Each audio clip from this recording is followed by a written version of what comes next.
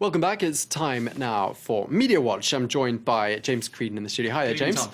Now, we're going to start in Mali and the media coverage of that war here in France. And there's something of there's some criticism, isn't there, for the army preventing journalists supposedly from doing their job. What's this about?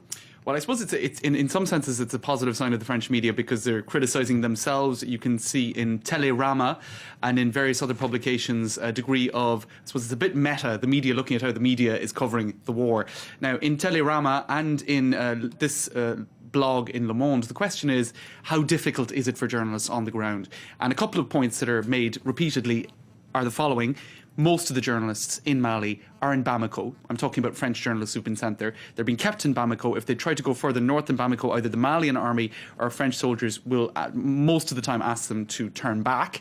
A lot of that is being justified by security issues. A lot of the operations up in the north of Mali are special forces operations. At least they were in the early days, and But of course, there's also the issue of images being used by the media, then being seen by quote unquote the enemy, and strategies, tactics being unveiled in that way. But there's also a freedom of information issue, and journalists not being allowed to do their job. Some are pointing to that and criticising it. So you have that issue. Also, the whole question of whether journalists should be embedded or not. Many are, and when they are, they're not actually seeing what's going on the front line, as Télérama magazine point out in quite a few of their interviews with journalists and photographers who were there. They say, look, we're getting pictures at the airfield, we're getting pictures of the transport of the troops, but not of the actual conflict.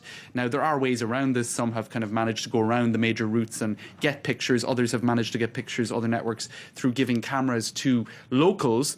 But let's roll a few pictures now, because these are the kind of pictures we are quite often seeing, provided, in fact, by the Army. Now, the agency that provides these pictures is called the Army Communication and Image Production Establishment. Let's get a close-up of these, because you can see here that there isn't any indication as to date, as to location, as to when and where these pictures were taken. So, again, they don't tell us very much, do they, really? They don't. So that is one matter that has been criticised. So that's criticism of the media, if you like.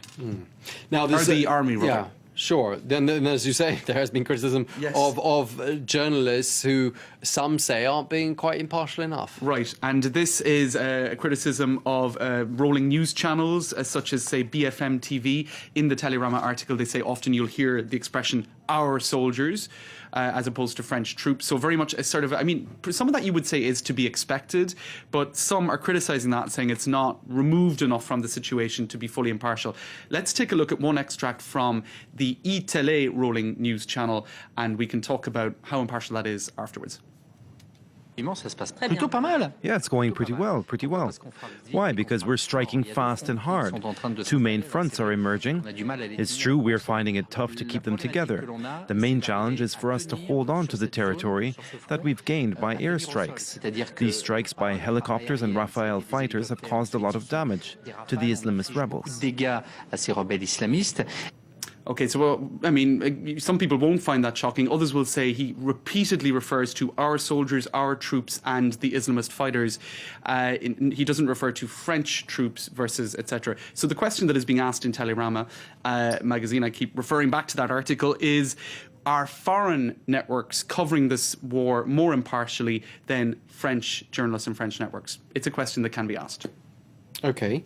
Now, in another story, tens of thousands of people expected to take to the streets this Sunday in favour of gay marriage and adoption rights. And organisers are rallying supporters on all the social media that you could expect, I suppose. That's right. I think we have some pictures that we can roll. These are the sort of pictures, Tom, that you're seeing across social media being shared under the hashtag Marriage for All. And what you're seeing here is a typical sort of video. I think let's get a close-up of this.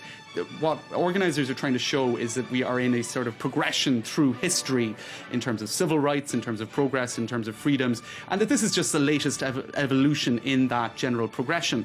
So these are the sort of videos rallying supporters and trying to get everyone out on Sunday, because of course 2 weekends ago there was a huge demonstration against this law, which is due to be debated in a week or so. And so we saw that going back to December, we saw that going back to November. There have been it's almost like a game of tennis between the two, and the pro and the against gay marriage. It's been a very divisive debate. So I'll just show you on the computer now some of the other items we're seeing being shared across social media. You have these banners that people can, cut out, print off and cut out, saying, pointing to Le Figaro newspaper, and in some cases saying Le Figaro think we're going to be there are going to be 10 of us, or 12 of us. D'après Le Figaro, according to Le Figaro, we're going to be 12. So in other words, we're going to be a lot more than that. You're also seeing various other, websites. This is a rather strange thing here, where you have a Catholic website and people are spamming it with messages in favour of gay marriage. That is actually an ironic message. And, in any case, it's too difficult to get into the details. This article is the one that most caught my eye today on this issue. It's in the website Rue 89. Now, the headline there is saying, let's get married to horses. If I can see it there. Yeah. This is what my priest cousin said on Facebook.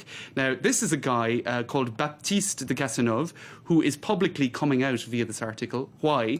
Because on Facebook, his cousin, who happens to be a priest, shared this comment, which more or less said, and what next? Is it going to be marriage to horses, marriage to various other animals? He was so irritated and so angered by this statement that took place in private on his Facebook page that he publicly shared that screen grab of that exchange in this Rue 89 article. So I think it's an indication of how divisive this debate has been. It's divisive within families, and it's divisive, in the public sphere as well. They're going to have an interesting Christmas, aren't they, this year in that household? Thank you very much indeed. And James Creedon, that was Media Watch.